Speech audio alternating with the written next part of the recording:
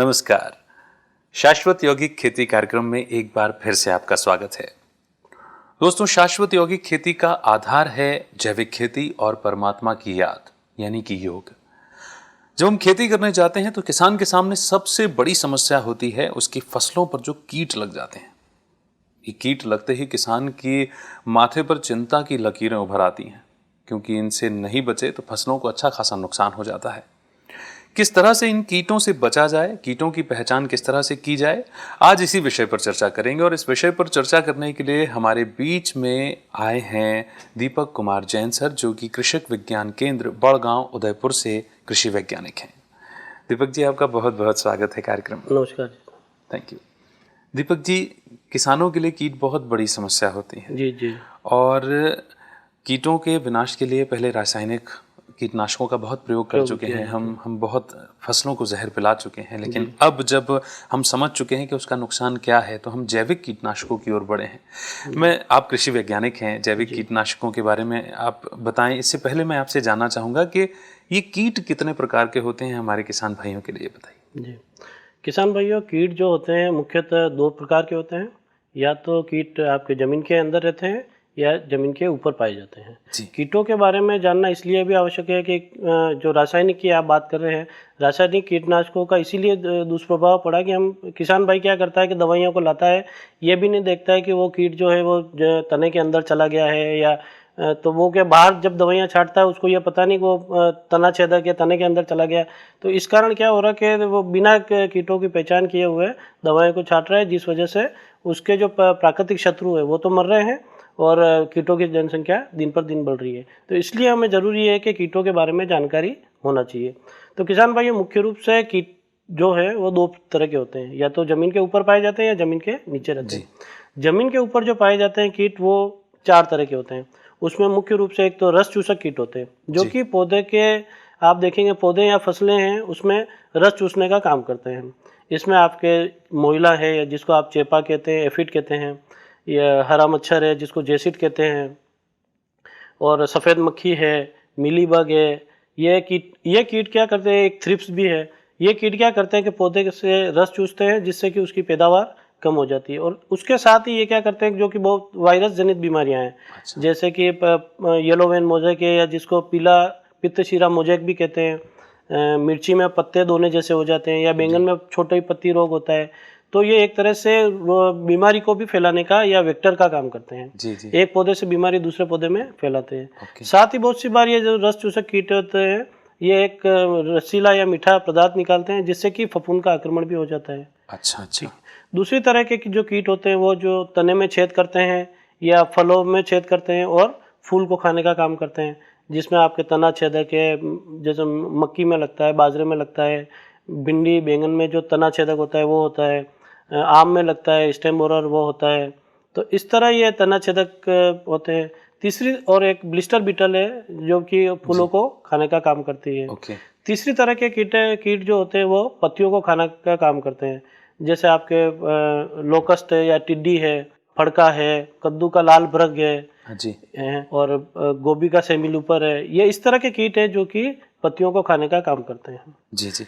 चौथे मुख्य रूप से कीट हैं जो कि आपके अनाज भंडारण जो अपन करते हैं उसमें लगते हैं, जैसे पल्स बीटल है, दाने का अनाज बोरर है, मक्की की सुरसुरी है, चावल का धून है। ये कीड़े जो कि जमीन के ऊपर रहते हैं जी। जो दूसरे और जो जमीन के अंदर रहने वाले कीड़ों में है व्हाइट ग्रब है, जैसे सफ़ेद लट कहते हैं, दीमक है। इस तरह के कीड़े मुख्य रूप से ये कीड़े पाए जाते हैं। जी। तो किसान भाइयों को इनकी सही पहचान करके सही दवा का, और ये जरूर ध्यान रखें कि किस अवस्था पे उसको अपने को नियंत्रण करना है। ये कीट बताने का मेन कारण ही यही है कि उसकी कौन सी अवस्था हानिकारक है। मतलब ये कि जो पत्ती खाने वाले कीड़े हैं या जो रस चूसने वाले कीड़े हैं, उसके जो शिशु और नीम जो वयस्क अवस्था है, दोनों ही नुकसान पहुंचाती है। अच्छा। तो जैसे आपने शुरू में बताया था दीपक जी कि किसान जो है पहचान नहीं कर पाता कीड़ों के लिए, जब तक वो दवाई लाता है, रासायनिक छिड़काव कर देता है, तब तक तो कीड़ा तने में चला जाता है। तो ये क्या अक्सर हो जाता है कि जब तक किसान ने ये पहचान की कि कीड़ा लगा है और जब तक दवाई छिड़काव की, तब तक तो कीड़ा तने में जा चुका। तो इसके लिए फिर क्या उपाय किसान भाइयों को करने चाहिए? किसानों को ये जरूर ध्यान रखना चाहिए कि जैविक पदार्थों का उनको जो बायो पेस्टिसाइड है उनको उनको काम में लेना चाहिए, जिसमें मुख्य रूप से आपके नीम है, सीताफल है, करंज है, ग्वार पाठा है। इनका आपको मिश्रण बना के जब फसल आपकी 15-20 दिन की हो जाए, आपको ये इंतजार नहीं करना है कि फसल पे आक्रमण हो गया है। 20 दिन की फसल हो जाए उसके बाद लगातार वो आप 10-15 दिन के अंतराल पे छिड़काव करना तो चाहिए। ये कैसे बनती है? जैसे नीम है, नीम हमेशा एक रामबाण है, तो किसान के लिए नीम जो है हमेशा रामबाण का काम करता है। ओके। नीम का जो है बाजार में ऑयल आता है, नीम ऑयल आता है, हाँ जी। जिसको कि 5 मिलीलीटर प्रति लीटर पानी में मिलाकर आपको उसका छिड़काव करना चाहिए। जब छिड़काव करें तो थोड़ा उसमें या तो साबुन या थोड़ा शैम्पू डाल दें, जिससे कि वो चिपका रहे। अच्छा अच्छा। रस चूसक कीड़े के लिए यह दवाई हमेशा चिपकी रहेगी। ठीक है। इसके अलावा नीम की खली होती है, ये भी आपके जो भूमिगत कीड़े हैं, जैसे सफ़ेद लट है, उदई है या दीमक है, उसके लिए 15 क्विंटल प्रति हेक्टेयर के हिसाब से आपको बुआई से 15-20 दिन पहले खेत में मिलानी है। ओके। इसके अलावा नीम के जो पत्ते होते हैं, उसको 1 किलो नीम के पत्ते को आपको 10 लीटर पानी में मिलाकर उसको अच्छी तरह उबाल कर छान कर फिर आपकी 15-20 दिन की फसल हो जाए, हाँ। उस पर आपको छिड़काव करना है और इसको 7-8 दिन के अंतराल पे पुनः इसको दोहराते रहना है। ये करते रहना चाहिए। आपने शुरू में भी कहा कि इंतजार नहीं करें कि कीड़ों का आक्रमण हो, 20 दिन की फसल होते ही ये छिड़काव करना है। तो ये चाहे ऊपर रहने वाले कीड़े हों चाहे नीचे रहने वाले रस चूसक कीड़े और वो ये जमीन के अंदर रहने वाले कीड़े, सब तरह के कीड़े या लटे भी हैं वो मर जाएगी। और हर 7-8 दिन में ये छिड़काव हमें करते रहना चाहिए। इसके अलावा जो अनाज भंडारण करते हैं, हाँ उसके अंदर जो निम्बोली होती है, उसके निम्बोली का पाउडर भी आप उसके अनाज या बीजों के अंदर अपन मिला के 1 क्विंटल बीजों के अंदर आप 1 किलो अगर मिला के भी उसको रखेंगे तो उसको सुरक्षित भंडारण किया जा सकता है। तो भंडारण वाले कीड़ों से बचा जा सकता है, घुनिया, दीमक, जिस तरह के होते हैं। इसके अलावा गौमूत्र जो होता है, गौमूत्र भी बहुत फायदेमंद रहता है। इसको भी फसल पर आप छिड़के तो सभी तरह के कीड़े इससे नियंत्रित किए जा सकते हैं। इसके लिए गौमूत्र के लिए आपको तांबे का बर्तन लेना है, उसके अंदर 15 लीटर गाय का देसी गाय का जो मूत्र होता है उसको उसके अंदर रखना है और 2 किलो आपको नीम की पत्तियां उसके अंदर रखनी है। उसको गोल को आपको 15 दिन तक इसको रखना है। फिर उसके बाद इसको निकाल कर आप उसको उबाल लें, उबालते रहें। जब ये गोल आधा बन जाए, मतलब जो गोल है वो आधा हो जाए, ठीक है, फिर उस गोल को आपको ठंडा करके और 10 मिलीलीटर प्रति लीटर पानी के हिसाब से अपन को छिटकते रहना है। जी जी। ये भी एक किसान भाइयों को एक अच्छा तरीका है। ये भी बहुत अच्छा तरीका आपने बताया, बहुत बहुत शुक्रिया करेंगे आपका। अच्छा, हम दीपक भाई जैविक कीटनाशकों की बात कर रहे हैं, लेकिन किसान भाइयों की आदत में ये शुमार हो चुका है अब के कीड़ा लग गया तो रासायनिक खाद, रासायनिक कीटनाशक लाए और ला करके छिड़क दिया। तो मैं आपसे ये रिक्वेस्ट करूंगा, आप कीट वैज्ञानिक हैं, क्या महत्व है जैविक कीटनाशकों के उपयोग का? क्यों हमें रासायनिक कीटनाशक अब बंद कर देने चाहिए पूरी तरह से, और क्यों केवल अब जैविक कीटनाशक ही इस्तेमाल करने चाहिए, ये बताइए। किसान भाई, आप ये जरूर देख रहे होंगे कि दिन प्रतिदिन आप देख रहे होंगे कीड़ों की जनसंख्या बढ़ती जा रही है। हाँ। है ना, कीड़ों की जनसंख्या बढ़ती जा रही है और जो मानव जीवन है या मनुष्यों की जनसंख्या उम्र जो है वो कम होती जा रही है। वो कारण यही है कि अपन कीटनाशकों का लगातार उपयोग कर रहे हैं, जो कि आपकी फूड श्रृंखला के माध्यम से वापिस आपके शरीर में जा रहा है, पर्यावरण पे आपके दूषित प्रभाव पड़ रहा है। हाँ जी। और उसके अलावा ये उसके जो कीड़े हैं, जो उनके जो प्राकृतिक शत्रु हैं, जैसे मित्र कीट जो हैं, जैसे आपके मधुमक्खी है, क्राइसोपरला है, ये कीट आपकी जब रासायनिक दवाइयों को छांट रहे हैं तो उससे क्या हो रहा है कि वो कीड़े जो उसको लाभदायक कीड़े हैं वो मर रहे हैं। मित्र कीट जो हैं वो मर जाते हैं, और जो इस वजह से जो कीट हैं, वो जो छोटे कीट है वो प्रमुख कीट या मुख्य कीट के रूप में उभर के अपन को दिन प्रतिदिन नुकसान पहुंचा रहे हैं। और इस तरह किसान भाई क्या के अधिक छिड़काव कर रहे हैं, जिसको रासायनिक कीटनाशकों का उपयोग नहीं करके जैविक कीटनाशकों का करना चाहिए ज़्यादा से ज़्यादा। अब आप कृषि वैज्ञानिक हैं, आपका दिन प्रतिदिन किसान भाइयों से मिलना जुलना तो होता ही है। आप ये बात जाहिर तौर पर उन्हें समझाते होंगे कि रासायनिक कीटनाशक बंद करो और जैविक कीटनाशकों का प्रयोग करो, तो क्या किसान भाई आपकी बात समझ पाते हैं, मान पाते हैं? हम ये कोशिश करते हैं कि वो जो कहता है कि भाई हम दवाई छांट रहे हैं, तो एक प्लॉट में हम कहते हैं कि आप इस प्लॉट में आप इसको दवाई छांटो, फिर उसको हम समझाते हैं कि आपके 10 लाइन अगर 10 भाग अगर आप इसमें आप दवाई छाट रहे हैं, हमारे कहने पर आप 2 भाग इसको छोड़ दो। हाँ। इसमें हम जो आपको कह रहे हैं वो छाटो। फिर जब छाट के वो अपनी आंखों से देखता है, तो हमने बहुत से गाँव में करके देखा है, तो उसके बहुत अच्छे परिणाम भी आए हैं। किसान अपनाएगा जरूर, पर एक बार आप जब तक उसको आंखों से अपन नहीं दिखाएंगे तब तक नहीं करेंगे। प्रयोग करके बताना पड़ता है। जी जी जी दीपक जी, तो आपने बहुत सारे जैविक कीटनाशक और भी हैं, जी जैसे करंज है। करंज भी किसानों की जो भी कीड़े हैं उसके लिए भी फायदेमंद है। जी तो इसको काम में लेने के लिए आपको 10 किलो नीम करंज की पत्तियां ले लें। इसको आपको 5 लीटर पानी में मिला लें और इसको उबालते रहें। ठीक जब ये लगभग 1 मिलीलीटर रह जाता है, तब आपको करीब 25 मिलीलीटर प्रति लीटर पानी में मिलाकर आपको फसल के ऊपर छिड़काव करना है। तो इससे आपके सब तरह के कीड़े, जो रस चूसक है, पत्ती खाने वाले कीड़े, इनसे आपको निजात पाया जा सकता है। ऊपर के जमीन के ऊपर के कीड़ों के लिए। किसानों की एक और समस्या आती है, दीमक की समस्या आती है। दीमक की वो बार बार समस्या रहती है, दीमक आ गई, दीमक आ गई। तो इसके लिए अगर खड़ी फसल में आपके दीमक लग गई है, तो ग्वार पाठा या जिसको अपन धृत कुमारी या एलोवेरा कहते हैं, हाँ तो जी, उसके ऊपर का जो छिलका होता है, उसको ऊपर के छिलकों को इसका ये हटा लें, और जहाँ उसका सिंचाई का पानी दे रहे हैं, जिसको अपन दोहरा कहते हैं, उस दोहरे में उस पानी में उसका जो ऊपर की जो रस होता रसा है, जो है उसको मिला लें। गुदा होता है, उसको उसके अंदर जाने दें। तो इससे भी आपको दीमक पे नियंत्रण पाया जा सकता है। केवल उस पानी में उस तरह जाने कुमारी देंगे मिलाने से हैं, तो दीमक बैठ जाएगी, दीमक पूरी तरह से मिट खत्म हो जाती है। जाएगी। इसके अलावा जो आकाशिया या जिसको अपन यूकेलिप्टस जो कहते हैं, हाँ जी, ये इसकी भी लकड़ी उदय या दीमक सबसे ज़्यादा खाती है। तो कोशिश ये करें कि इसकी जो लकड़ी की छोटी छोटी टुकड़ियाँ बना के, छोटे छोटे आप उसके पीस बना लें, उसमें खेत में जगह जगह इसको लगा दें। दीमक इस पे सबसे ज़्यादा इसको पसंद करती है। तो वो क्या ऊपर उसके ऊपर उसकी तरफ आकर्षित होगी, और फिर क्या आप करेंगे, गेहूं का दलिया या चापड़ जो होती है उसको आप छिटक दें, तो उससे क्या होगी कि जो चींटियाँ होगी वो आएगी और वो आपके दीमक को खत्म कर देगी। अच्छा, ये भी एक जैव श्रृंखला का तरीका हो गया ये। इसके अलावा किसान भाई एक साधारण तरीका ये भी कर सकते हैं कि घरों में अपने जो पानी की मटकियाँ होती है, जो पानी पीने के बाद जो उतर जाती है, जिसको अपन उतार कि भाई अब ये मटकी काम में नहीं आ रही है ना, उस मटकी में आप 4-5 जगह उसमें आराम से छेद कर दें। एक नीचे कर दे, 2-4 साइडों में छेद कर दें। और जो मक्की भुट्टा जो होता है, उसकी जो डुंडिया या जिसको जिमटा कहते हैं, उस डुंडिया को अपन को जो गोबर होता है, उस गोबर के अंदर उसको लिपट लें, गोल बना दे, उसमें लिपट लें, और उसके अंदर बाद उसको एक मटकी के अंदर आपको 5-6 उसके डुंडिया डाल देना। ठीक है।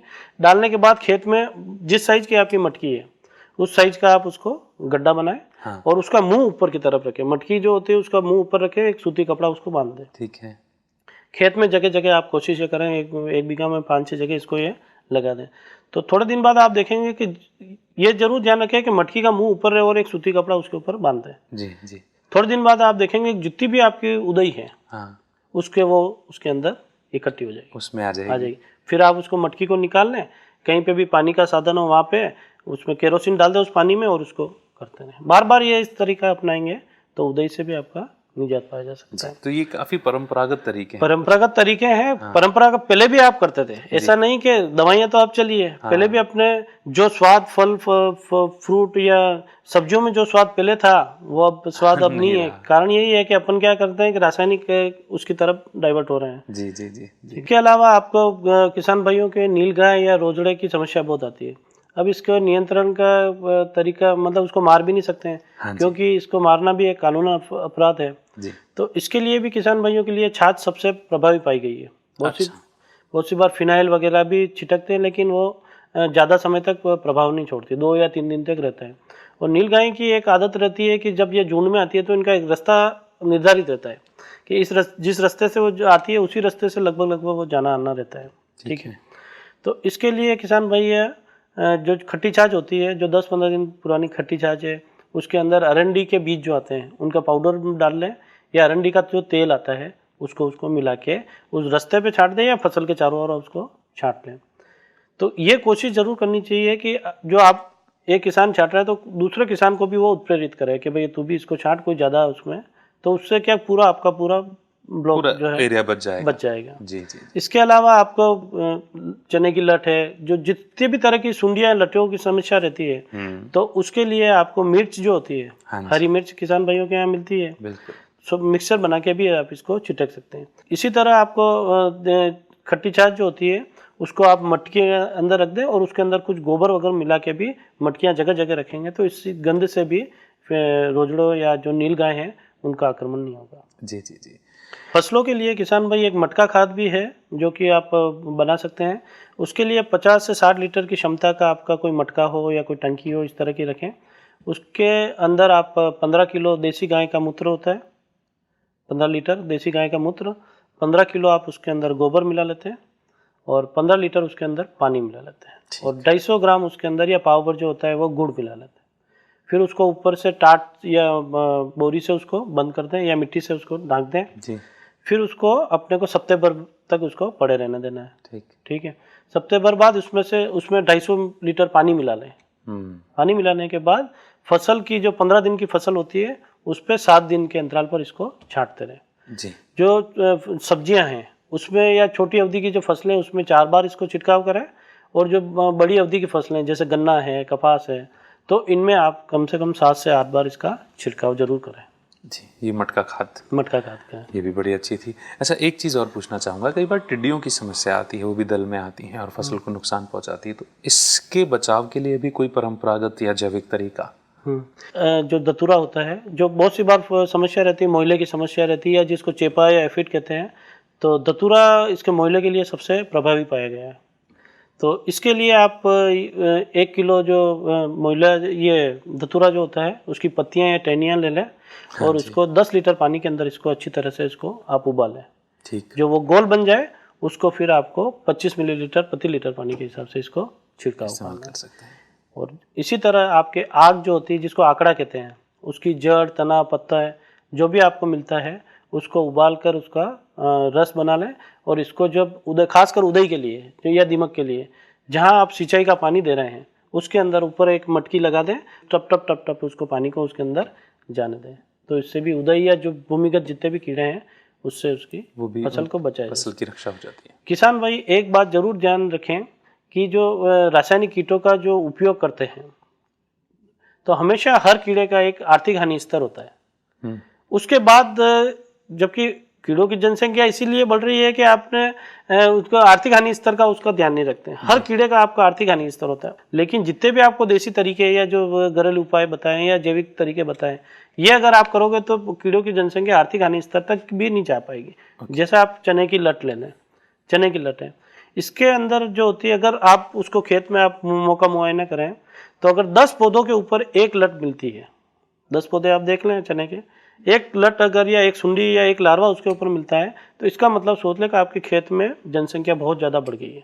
उसके पहले ही हमें देसी तरीके या जो जैविक तरीके अपना के उसको नियंत्रण करना है। और अगर हम ये जैविक तरीके अपनाना शुरू से ही करेंगे तो अपने को ये आर्थिक हानि स्तर तक जाने की नौबत ही नहीं आएगी, जरूरत ही नहीं पड़ेगी। क्या खेत में फिरामोन ट्रैप भी लगाते हैं जी। तो उससे भी आपको ये देख लें कि भाई कीड़ों की जनसंख्या आपके कितनी बढ़ी। चने की लट में अगर आप उसको फिरामोन ट्रैप आती है उसको अगर आप लगाएंगे, अगर 6 से 7 उसकी तरफ जो फिरामोन ट्रैप होती है उसकी तरफ नर आकर्षित होते हैं। वास्तविकता ये है कि उसके अंदर जो एक कैप्सूल होता है जो कि मादा की खुशबू का होता है, उससे नर उसकी तरफ आकर्षित होते हैं।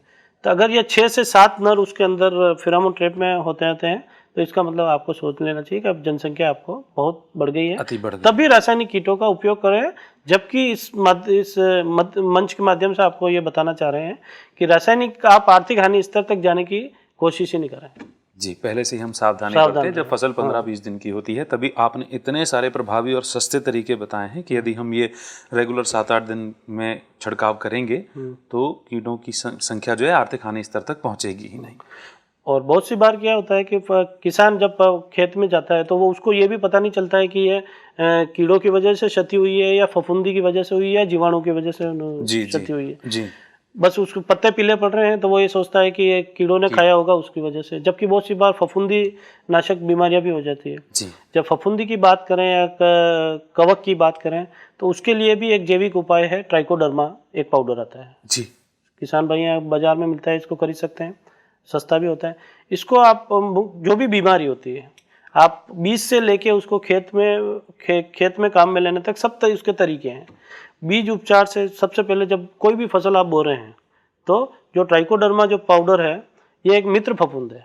जी। इसका काम यही रहता है, जमीन में जब ये रहती है तो ये अपने जो भी रोग फैलाने वाले, मुख्य रूप से आपके जड़ गलन है, तना गलन है, उकटा रोग है, आर्द्र गलन है, ये जितने भी या झुलसा रोग है, इन सब रोगों से ट्राइकोडर्मा को आपको एक जैविक तरीका है, इसको आपको काम में लेना चाहिए। तो क्या इसको अपनाना ही चाहिए ताकि यह सुविधा हो ही ना? हाँ, इसीलिए कह रहा हूँ बीज उपचार से या तो बीमारी आपके बीज से ही पैदा होगी या फिर वातावरण से पैदा होगी। बिल्कुल ठीक।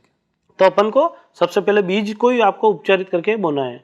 तो इसके लिए ट्राइकोडर्मा जो होता है उसको आपको 6 से 10 ग्राम प्रति किलोग्राम बीज में उसको उपचारित करके आपको बीज को बोना है। दूसरा, आप अगर जब नर्सरी लगा रहे हैं, सब्जियों जितनी भी होती है, पत्ता गोभी, फूल गोभी है, टमाटर है, बैंगन है, मिर्च है, इनकी जब भी आप पौध लगा रहे हैं, हाँ जी। तो जो नर्सरी या जिस पौधशाला कहते हैं, उस पौधशाला में अपने को 50 लीटर पानी के अंदर अपने को 200 ग्राम इसको ट्राइकोडर्मा पाउडर को अच्छी तरह मिला लेना है और करीब जो 400 मीटर स्क्वायर एरिया है उसके अंदर आप फुहारे से या उससे सिंचाई कर देंगे तो ये ट्राइकोडर्मा आपके जो भी आद्र गलन है, जड़ गलन है, तना गलन है, जो भी पौधा जैसे आपने उसको ट्रांसप्लांट किया है या रूपांतरित किया है, तो वो जो पौधा बहुत सी बार देखते हैं कि आप जमीन से निकलते ही वो सूख जाता है, तो ये समस्या आपके लिए खत्म हो जाएगी। और भूमि उपचार के में भी इसको काम में ले सकते हैं। जब आप फसल को बुआई कर रहे हैं उससे पहले भी इसको काम में ले सकते हैं। इसके लिए अपने को क्या करना है कि जो कि गोबर की जो अच्छी सड़ी हुई खाद हो, जो अच्छी तरह, और ध्यान ये रखिए उसमें थोड़ी नमी होनी चाहिए। तो अगर 100 किलो अगर गोबर की खाद ले रहे हैं तो उसके अंदर अपने को 2.5 किलो या ट्राइकोडर्मा पाउडर को इसको मिला लेना है। ठीक है, उसको किसी कट्टे में मिला लें या ऊपर कोई पॉलीथीन की शीट बिछा लें और हर दूसरे तीसरे दिन इसको बदलते रहें, टर्न करते रहें, जिससे क्या होगा कि फफूंदी का एक गुण है कि वो पूरी तरह उसमें फैल जाते हैं। ठीक है, वही तो आपकी फिर फसल में, खेत में जाके रोगों को, जो रोग फैल रहे हैं उनको रोकने का काम करेगी। ठीक है, तो उसको उसके अंदर करके फिर उसके जब बुआई से 10-15 दिन पहले आप उसको खेत में मिला कर देना चाहिए। जो पौध जो हैं, जो सब्जियां अपन बो रहे हैं, उस पौध को भी आपको ट्राइकोडर्मा के अंदर डुबो के आपको खेत में लगानी चाहिए।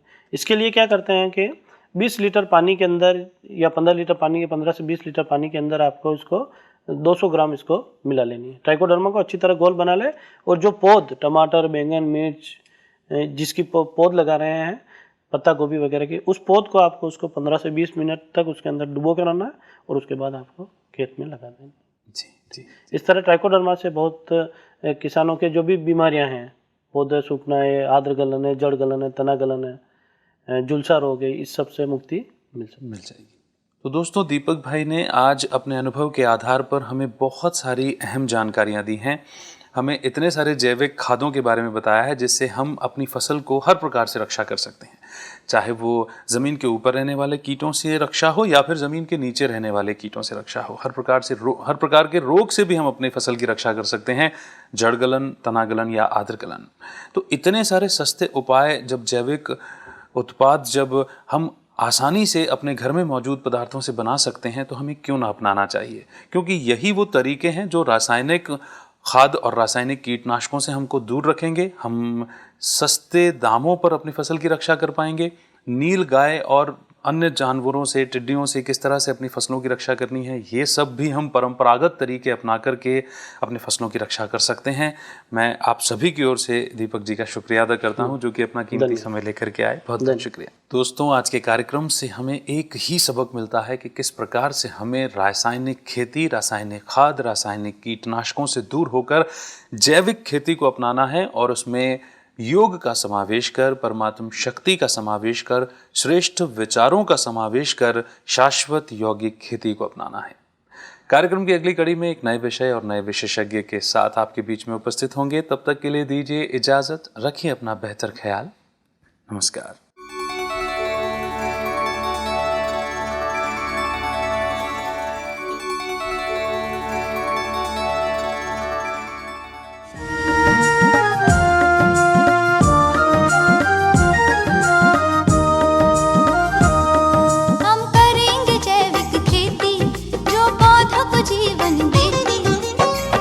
सबको